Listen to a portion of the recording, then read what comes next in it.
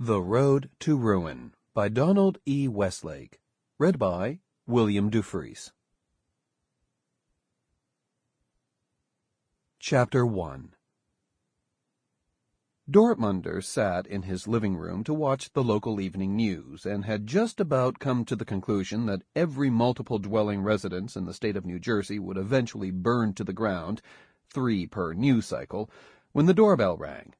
He looked up, surprised, not expecting anybody, and then became doubly surprised when he realized it had not been the familiar blat of the hall doorbell right upstairs here, but the never-heard ing of the street-level bell, sounding in the kitchen.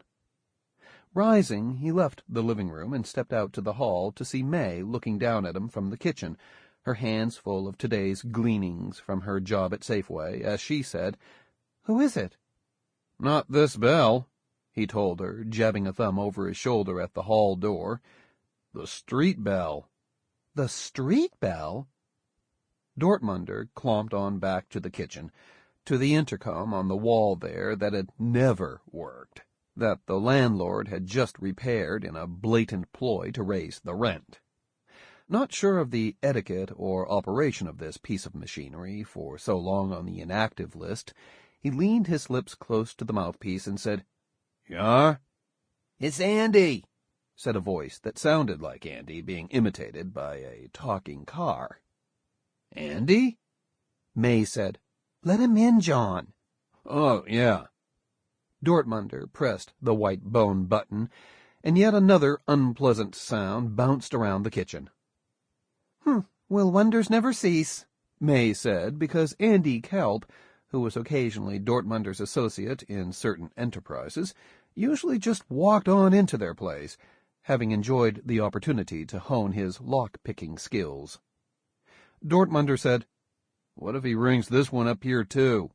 "He might," May said. "You never know." "It's an awful sound," Dortmunder said, and went down the hall to prevent this by opening the door, where he could listen to the echoes as Andy Kelp thudded up the stairs. When the thuds stopped, he leaned out to see Kelp himself, a sharp-nosed, cheerful guy, dressed casually in blacks and dark grays, come down the worn carpet in the hall. "You rang the bell," Dortmunder reminded him, not quite an accusation. Kelp grinned and shrugged. "Respect your privacy." What an idea.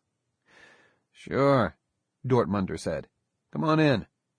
They started down the hall, and May, in the kitchen doorway, said, "That was very nice, Andy." Sample complete. Ready to continue?